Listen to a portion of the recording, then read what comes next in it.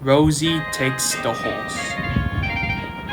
One day, Rosie was idling in the yard when Percy arrived. Guess what, Rosie? What is it? She replied. Pegasus is coming home from the mainland. He is a flying horse. A flying horse? Rosie didn't seem to be too convinced. Yes, Rosie. I saw it with my own eyes many years ago. He flew right above me once. And Percy puffed away, leaving Rosie very puzzled. Can horses really fly? She asked her driver. Bless you, no, he chuckled. Pegasus is a racing horse that lives on Thomas's branch line. Howard once rescued him from a ditch and airlifted him to the vicar's fete. I heard he will be arriving by rail, and if we work hard, the Fat Controller might choose us to take him. After hearing that, Rosie felt excited and then went back to work.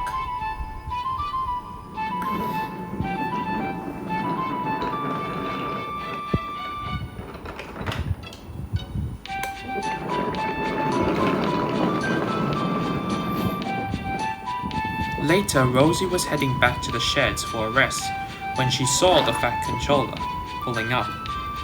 Botheration! Emily is broken down, and there's no one to take Pegasus home. What am I going to do? Excuse me, sir, called Rosie's driver. Is there anything we could do to help? The Fat Controller turned to them and smiled. Yes, there is.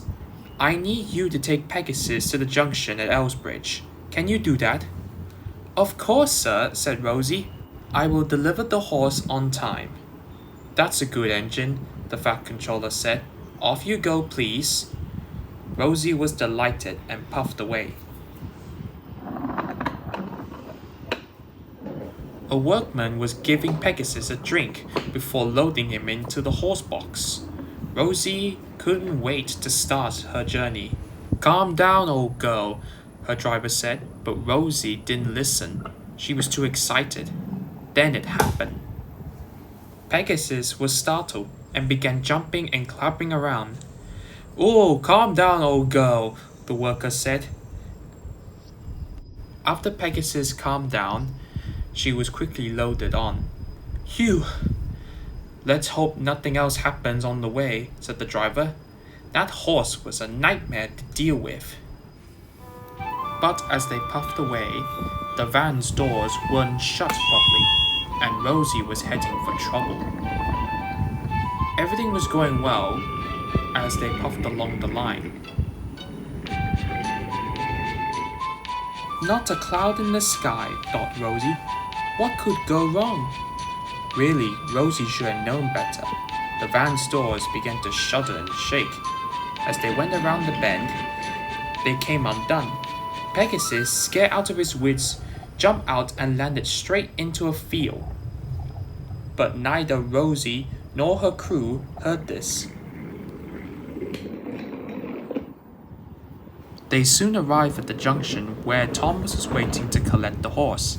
Here he is, she called. Rosie, where's Pegasus? What do you mean? He's here. Well, he's not here now, added Thomas. It's empty. Rosie looked back. Pegasus is not in the horse van, and the doors were left open. Oh no, he must have gotten off along the journey, she said sadly. She was so upset that she nearly began to cry. Meanwhile, Percy was making his way home with a train of empty cattle trucks when he saw a familiar horse in the field. That's Pegasus. Indeed it is, replied the driver, but what is he doing there? Whatever happened, we better take him with us. But where is Rosie? Thought the driver. Percy pondered for a moment. Then he smiled. Maybe she's at Elsbridge. We're going that way anyway. So the crews went over to the field to collect Pegasus.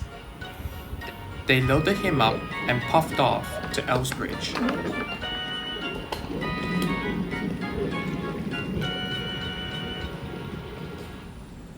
Back at the junction, Rosie's crew looked all over the van and found the problem.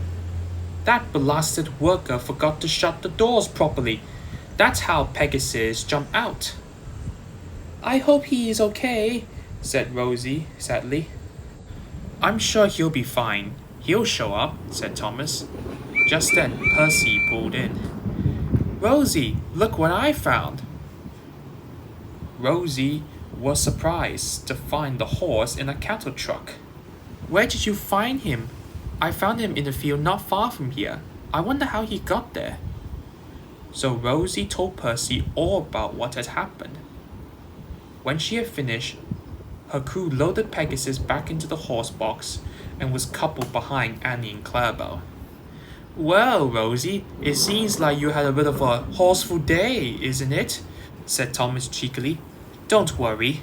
It's not your fault. It was those silly workmen. They should have known better, though. Oh, really? Said Percy. Do you remember when you were taking some animals to the animal show and left them all behind? I wonder what caused it. Oh, yes. The doors were not shut properly and faulty whistles, is that right? Rosie chuckled, leaving Thomas blushing with embarrassment, and puffed away without saying a word. You did well, Rosie, said Percy. Thank you, Percy, said Rosie. She felt better now.